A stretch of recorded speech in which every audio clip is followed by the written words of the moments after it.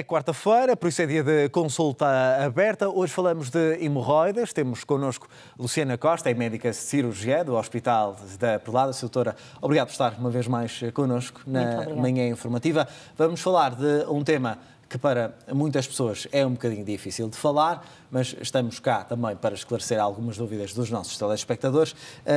Antes de mais, vamos começar por perceber o que é que são as hemorroidas. Ora, em primeiro lugar, bom dia e obrigada pelo convite.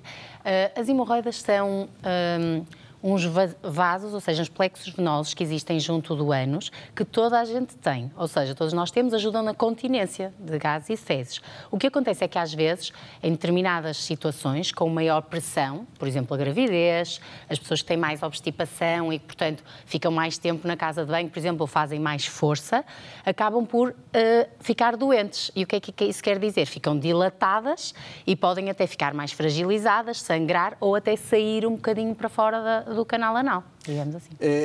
Aqui há uns dias, eu não sei, a doutora vai esclarecer se é verdade ou não, são coisas que às vezes vemos na internet. Sim. Por exemplo, há muita gente que agora tem o vício, vai para a casa de banho e leva o telemóvel, antigamente eram as revistas, e fica lá muito tempo até se distrai. Isso é um dos problemas que eu tento alertar na consulta, ou seja, quando os doentes vêm lá ao hospital por causa disto, eu digo, um dos truques, além de, claro, alterações da alimentação, é evitar as distrações na casa de banho. Ou seja, não levar, eu digo mesmo, não levem o telefone, não tenham lá livros para não passar lá muito tempo. Porque é uma pressão que está... Porque está mais... Exatamente. Aumenta a pressão e diminui a proteção, porque nós, quando estamos eretos, não é, ou sentados, estamos a proteger. Quando estamos naquela posição, não estamos a fazer nenhuma força de proteção naquela zona, não é? Ou seja, a ideia é mesmo ir, quando temos vontade, não estar a segurar, porque o facto de nós não termos as injeções na altura certa, também vai concentrar mais e aumentar depois a necessidade de pressão que se tem de fazer, mas a ideia é irmos à casa de banho quando sentimos que precisamos, mas não ficar lá muito tempo.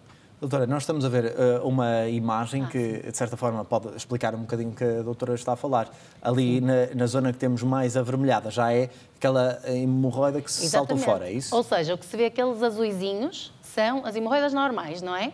Aquela mais vermelhinha, e depois há hemorroidas internas e externas, como se vê, ou seja, há estes canaizinhos que estão mais dentro daquela linha dentada, digamos assim, naquela zona, que se vê assim umas torrezinhas, e depois há uns vasitos mais abaixo, mais perto da pele, que são as externas.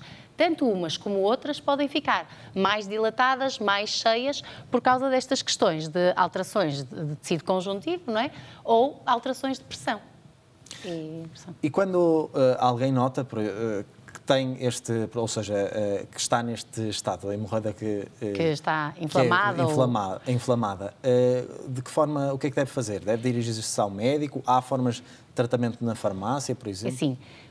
As opções são todas válidas. É claro que a primeira vez que acontece, se notar um papinho ou se sangrar um bocadinho na sanita, até se pode eventualmente deixar passar, mas eu dou um conselho muito importante que as pessoas, à segunda vez ou quando notam isto, vão ao médico. Porque é verdade que as hemorroidas sangram, é verdade que as hemorroidas têm este papinho que se nota, mas há outras doenças, como por exemplo cancros, que também cursam com sangue, não é? Portanto, é importante os doentes serem vistos. A partir do momento que sabemos que são mesmo hemorroides, então aí sim tratar com a forma como podemos. E a verdade é que há alguns tratamentos até na farmácia, para os níveis menos, ou seja, para os graus mais baixos de hemorroidas, podemos tratar perfeitamente com pomadas, que são para tratar os sintomas, ou seja, a dor e o desconforto, uma boa higiene, a ingestão de fibras continuada, ou seja, há muita gente que compra um suplemento de fibras ou começa a fazer uma dieta mais rica em fibras durante uma semana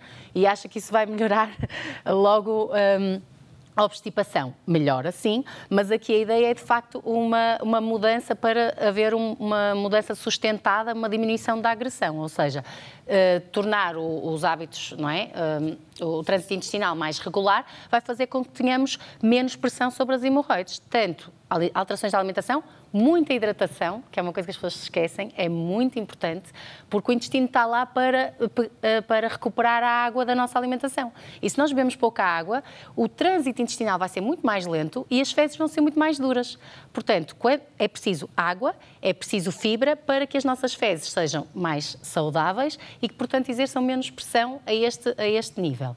O exercício físico também é uma coisa que ajuda imenso. As pessoas não sabem, mas 15, 20 minutos, exercício físico vai também ajudar a regular o trânsito intestinal. Aliás, há uma ligação, por exemplo, para quem passa grande parte do dia, mesmo no trabalho, mais tempo sentado. Há alguma ligação? Ou não há essa ligação? Depende um bocado do tipo de força que tem ou força que utiliza. Porque aqui é questão de aumentar a pressão. Ou seja, o facto de estar sentado não estamos a aumentar a pressão abdominal. Agora, por exemplo, uma pessoa grávida tem automaticamente logo um aumento de pressão abdominal, não é? E depois depende. Imagina uma pessoa que esteja sentada, mas esteja continuamente a levantar pesos, por exemplo, aí sim, está a fazer força. Mas especificamente entre o estar sentado ou estar de pé, não há tanta ligação. E, por exemplo, para as grávidas, há pouco falou na importância de se mexerem. Essas caminhadas e tudo são mais importantes? Também, mas na verdade essa pressão nós não vamos conseguir diminuir. Ou seja, efetivamente, muitas grávidas passam por essa situação, mas depois a boa notícia é que a partir do momento em que nasce o bebê, em que se regulariza, a maioria das vezes as hemorroidas regridem e está tudo resolvido, não é? Há pessoas que depois vêm a precisar eventualmente de cirurgia, mas é porque têm os outros fatores, não necessariamente só pela gravidez.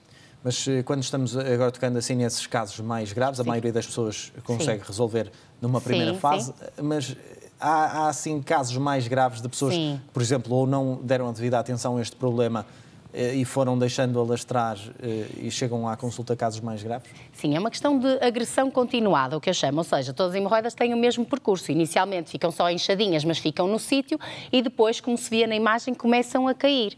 Ora, quando elas começam a cair, numa primeira fase, elas saem na altura quando a pessoa tem a dejeção, mas depois voltam para o sítio normalmente. Mas há uma fase em que elas estão cá fora e já não voltam.